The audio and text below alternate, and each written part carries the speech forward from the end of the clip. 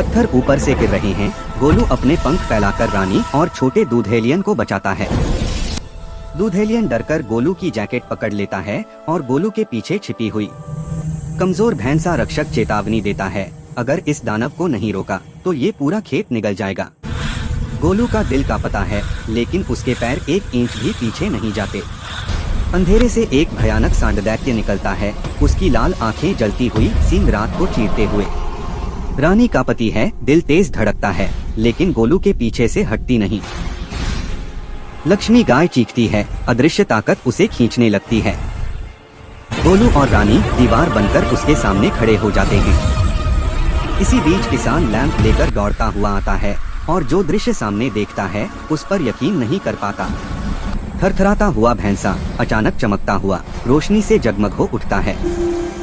हवा में जादुई फ्लैशबैक उभरते हैं। एक समय था जब फार्म की रक्षा एक पंखों वाले रक्षक के हाथों होती थी, और फिर पता चलता है वही शक्ति आज गोलू सिंह के भीतर है।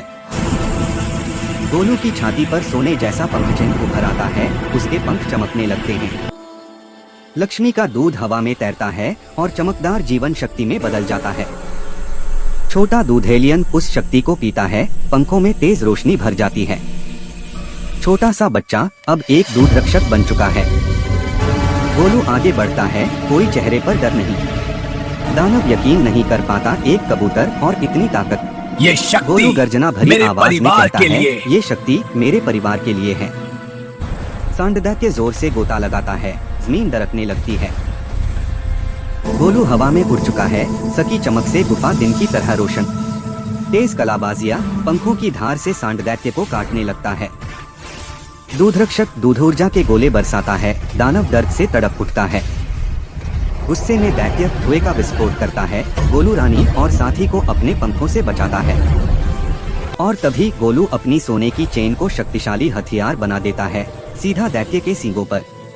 सींग टूटते ही दैत्य सफेद कणों में बदलकर हवा में घुल जाता है। भैंसा रक्षक अब मजबूत और शान से खड़ा है। वो सिर झुकाकर गोलू को प्रणाम करता है, तुम असली फार्म रक्षक हो। सुबह की धूप रास्ता दिखा रही है। पहाड़ी पर खड़े होकर सब अपने खेत को देखते हैं। आंखों में चमक, दिल में उम्मीद और आसमान में चमकता सूरज। कहानी में बने रहे और लाइक और सब्सक्राइब करें।